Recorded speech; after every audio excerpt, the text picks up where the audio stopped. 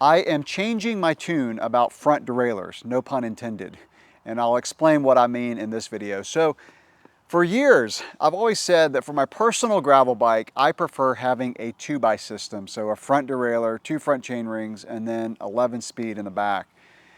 I've had demo bikes with 1x systems, but up until last year was the first time I had a personal gravel bike with a 1x system. It has SRAM axis and it's a really nice system. And the reason I did that is mainly I wanted to make that bike as simple as possible, but I also wanted to try it and see if I could get used to it. And I actually have.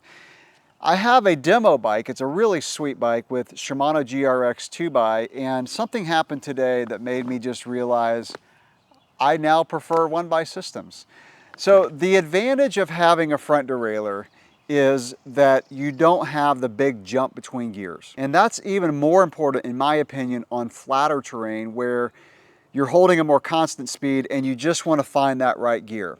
Now on my personal gravel bike, which is a 9er RLT9 RDO, it's got, again, SRAM axis, SRAM force, and there is one gear, like around 21, 22 miles an hour. If I'm trying to hold that speed, I am either going a little bit too high cadence or just a little bit too low if I shift.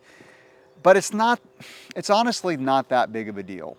Now, 1x systems on mountain bikes, I never feel like I'm trying to find the right gear because your speed is always changing. This bike I was out on today and I got caught in the rain and I was on gravel roads and the conditions were nasty and there was stuff building up in the drivetrain. And I got some chain suck, and that's where the chain kind of sticks to the, the chain ring, and then it can get wedged in the front derailleur.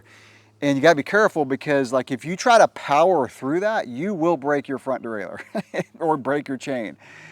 And so I had to, immediately stop pedaling, back pedal a little bit. Fortunately, it wasn't too bad.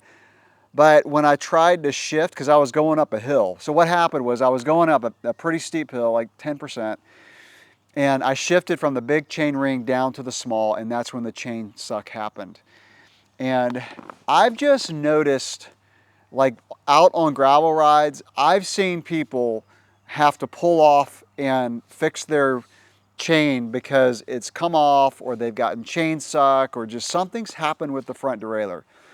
And front derailleurs are the weakest point of a drivetrain. And I've seen like probably 20 times more issues with a front derailleur than any other component of a drivetrain. But like I said in the past, I've taken that chance because I liked that fine tuning my gears, because with a 1x system, you've got a pretty big, small gear. So that the biggest cog, which is your easiest gear, it goes from, a little tiny cog up to a big cog, so you got to make some compromises in how it jumps up. Now, fortunately, there's 12 speed now, and probably one day there'll be 13. In fact, there already is, and there'll be 14. One day it's got to stop, right? The chains are just going to get too thin, and the drivetrains are going to get too fragile. But the point is that you can have problems with a front derailleur, and I experienced that today. Now, I've had chain suck before, and it just happens. Now, what happened too was when I tried to shift to the big chain ring, when I started going down the hill, it wouldn't shift. And what happened was the chain suck caused the front derailleur to shift a little bit, and it pivoted. And then I pulled off, and it's still raining, and I adjusted it. I had to move it out, and I got it to where it would shift into the big chain ring, but it was still rubbing.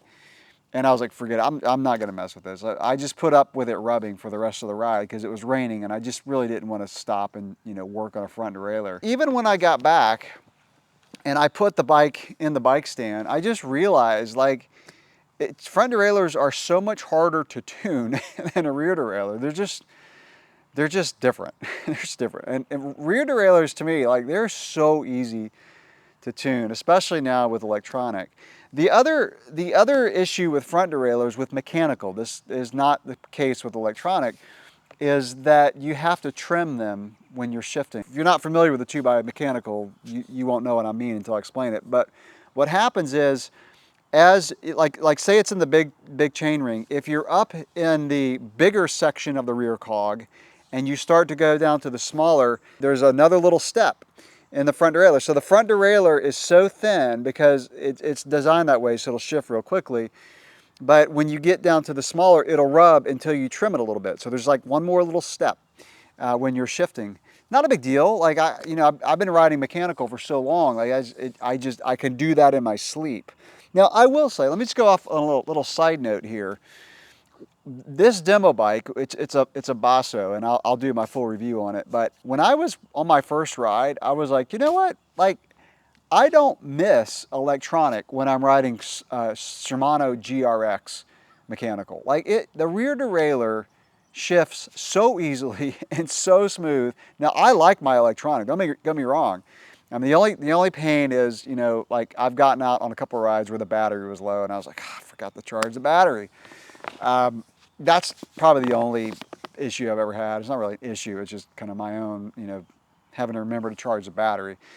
But that's just a little side note that if you're riding mechanical, don't have a fear of missing out because everybody's getting electronic. Like I like it, and I'll probably keep buying bikes with electronic, but it's not a big deal. Like really, I could go either way, and you know, I don't have to worry about charging a battery.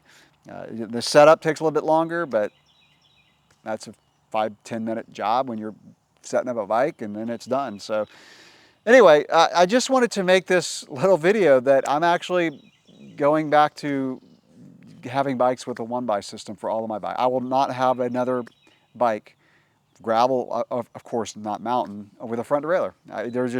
They're too finicky, and it's just the weak link of a drivetrain.